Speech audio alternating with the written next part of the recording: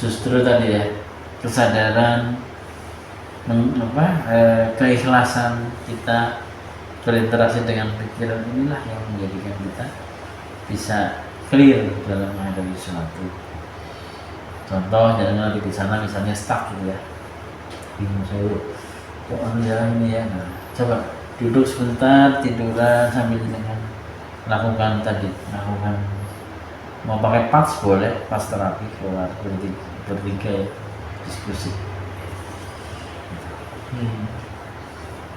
Jadi tools NLP yang sudah jenengan pelajari itu untuk digunakan siapa? Diri sendiri. Nggak usah fokus untuk menterapi orang lain, karena jenengan profesinya bukan terapis gitu. Kalau saya terapi orang gitu. Tapi itu pun di sisi yang lain saya juga menterapi diri saya, Mas.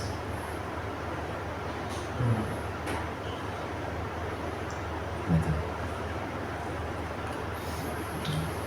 Kalau kayak terjadi nggak kesepakatan, kayak misalkan aku sama adekku lagi ini TikTok. Adekku tuh getol banget buat live tuh 2 kali apa 3 kali sehari gitu. Itu dilakuin 1,5 jam. Tapi menurutku kurang efektif gitu, 1,5 jam 3 kali sehari gitu. Lebih baik waktunya mungkin yang patennya 1,5 jam, terus waktu sisanya tuh buat ekspor gimana caranya biar toko ini bisa develop sama biar live-nya tuh efektif gitu. Tapi ya ada yang nanya, oh berarti saya nggak niat apa kurang pengen berkorban, gitu-gitulah.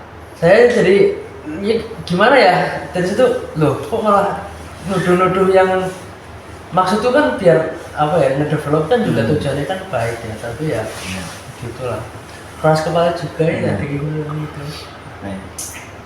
Ada seorang pembalap ya, yang mengayuhkan sepedanya terus tanpa peduli dengan situasi. Ada seorang pembalap satunya yang penuh dengan strategi. Seolah yang penuh dengan strategi ini kakek mikir suwenya kebut baik. Nah, ada untung rugi di situ. Yang satu modalnya nekat, yang penting melayu, bandel. Yang satu benar-benar sedang mencari celah. Di sini mementingkan efisiensi, di sini mementingkan otot ya, tenaga. Itu saya kebut itu. Nah, ini sebuah meta program yang berbeda. Mas Wahyu mungkin ini, adiknya mungkin ini. Nah, kenapa muncul seperti ini? Karena masing-masing punya belief system yang berbeda. Darah ini soalnya, maksudnya laptop 1,5 jam memang mau dia pakai apa aja 1,5 jam, kalau biasanya Bob nggak ngapa-ngapain gitu, kayak kelihatannya nggak ngapa-ngapain lah biasanya lah. Kalau saya gini, kita tidak perlu meyakinkan orang lain untuk kita untuk kita melakukan satu langkah-langkah, tapi cukup kita melakukan secara kontinu, Mas. Nanti orang lain akan melihat kita, ya, di mana sih yang berhasil. Pertama itu. Yang kedua, kita pun jangan sampai alergi untuk belajar ke orang lain. Iya. Pada saat saya melakukan satu hal terus ternyata kok hasilnya kalah ya kalau adikku ya, gitu ya, maka saya akan belajar. Jadi kamu sih ngapain? Enggak, aku pengen belajar. Karena rendah hati ya, itu sakit memang ya. Maksudnya kalau adikku itu sakit, nggak enak. Yang masih ingat kan dari relearning, bagaimana orang sudah naik di atas, katanya malah kakaknya dari di atas, adanya yang nyusulin, tapi kok adanya ngeruin gitu. Bagaimana kita bisa turun kembali dan kita belajar dari awal lagi. Itu namanya relearning. Memang namanya relearning itu nggak enak. Nggak enak di mana? Di ego kita nggak enak. Iya, di ego nggak enak banget. Gitu. Makanya pada saat jenengan bisa menundukkan egonya jenengan, maka ego itu akan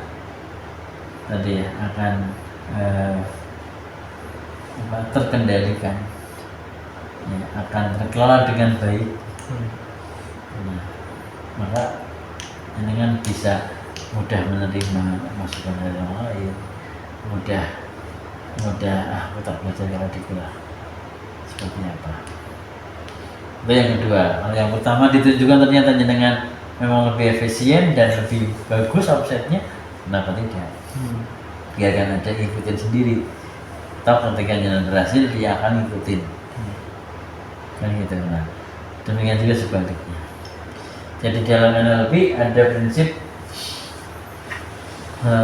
selalu selalu penasarannya, curiosity, mempunyai rasa ingin tahu yang besar, tidak merasa saya sudah tahu, bukan baik merasa saya pengen tahu yang lain. Ini bisa kayak gini ya, kok bisa kayak gitu, kok dia mikir kayak gitu ya. Bila-bila jangan ada model adanya. Iya sebenarnya sih.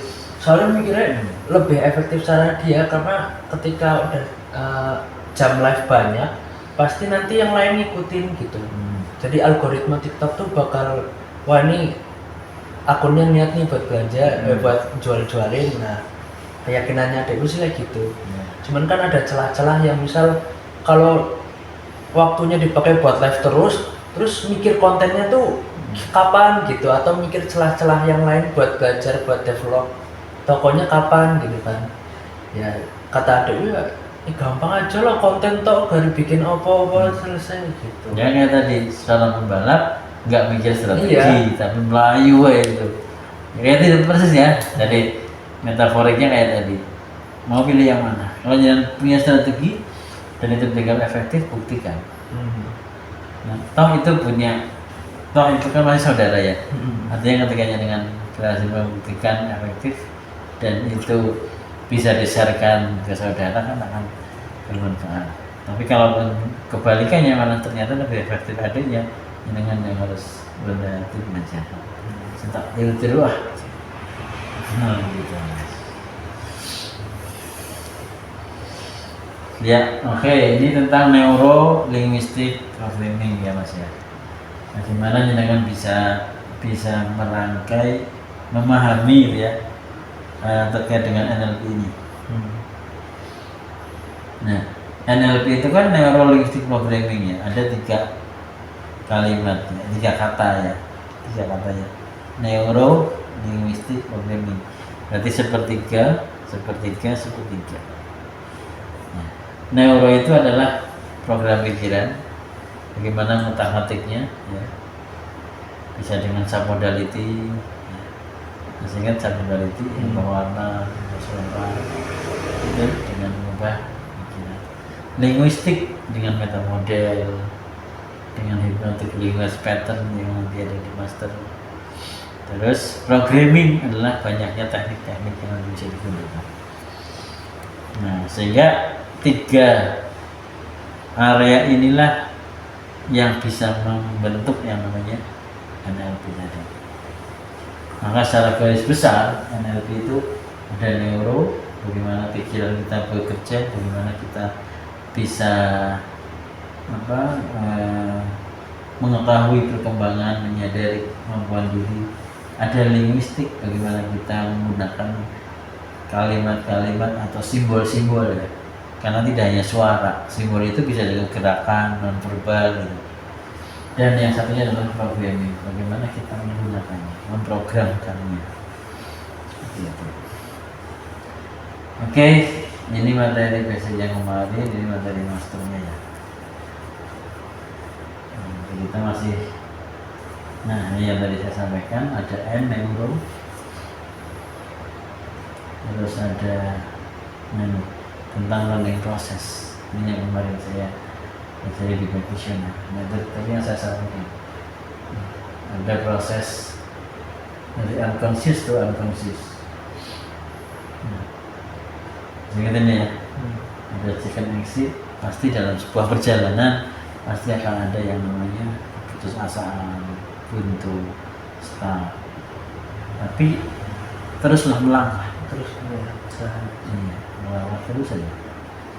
Kita juga ngalami ya, stuck, sepi, gitu ya, harus gajian. Saya bilang ke teman-teman, ini kalau nggak ada omset ya nggak gajian gitu. Kan kayak gitu, jadi apa ya? Ayo bareng-bareng gitu ya. Kenapa? Karena saya punya tim Dan saya mengandalkan jenengan marketingnya berhasil, saya yang akan mengerjakan.